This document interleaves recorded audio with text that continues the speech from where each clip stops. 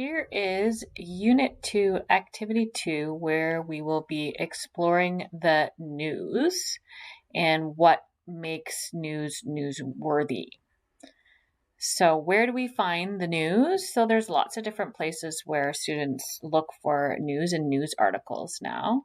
So you can consider where you might find the news, and you can click here to fill in the mind map about the different sources of where you may be finding your news, and you can keep that for your own notes. In the action section, we're going to talk further about what makes an event newsworthy. So journalists often follow something called the 7 pillars of newsworthiness, which are timelines, proximity, impact, prominence, rarity, human interest, and currency. So to explore this a little further, watch the video about the 7 pillars here. Next, now that you're familiar with the 7 pillars, complete the following exercise. So look for news reports in a text, a video, or social media, and then identify what you think would be the 7 pillars found in that article. The next thing for a news report is really understanding the 5 W's and the 1 H. So the who, what, when, where, why, and how, because this is really how news articles are formed.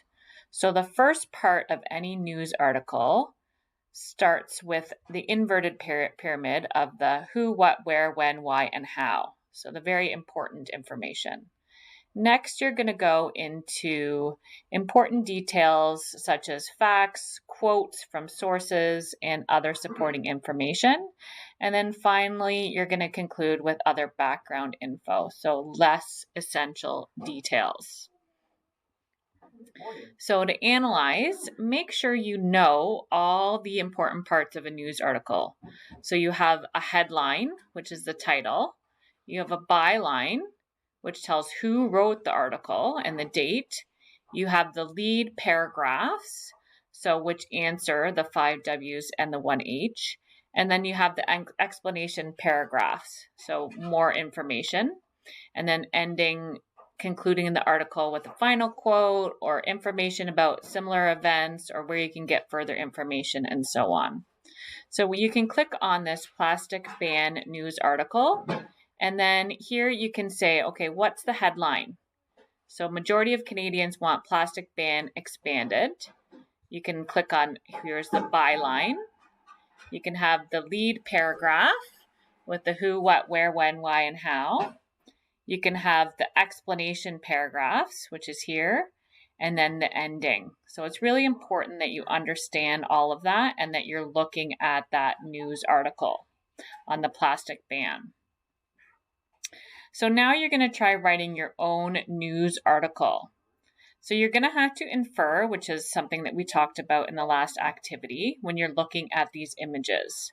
So look through the following and then choose one of them to write your article on. So here you have students create a community garden. You can have teen organizes basketball fundraiser, students rock band to play at mayoral event, or lastly, robotics projects wins local competition. So once you've picked it, you're going to choose an image and write its headline. Then you're going to brainstorm what you think could be the 5 W's and the 1 H. And then when you have this information, write your newspaper article. Take note of the elements previously mentioned in the learning activity to help guide your writing. And make sure you're filling in this news writing template, which you'll also hand in to me with your assignment. So when you've written your article, be sure to revise it. So check for mistakes. And anywhere where you could improve. And then also ask yourself these following questions before you submit the assignment to me. You can also look through the rubric. Once you're done doing all that, you're going to submit your work, and you can upload your rough draft and your final copy to your portfolio so that we can look at it later on as necessary. And then finally, you're going to join the discussion with your classmates. So it is. Today, there are a lot of a lot that passes for news that isn't really news. And sometimes it's difficult to tell whether a news item has actually been based on facts or not. So respond to 2 of the following questions. And here you can see the questions that you can respond to. And then I want you to choose to respond to at least 2 of your peers. Include a detailed comment or ask a follow-up question about what they have written, and you can join the discussion here. As always, if you have questions, make sure you're asking in advance before anything is due.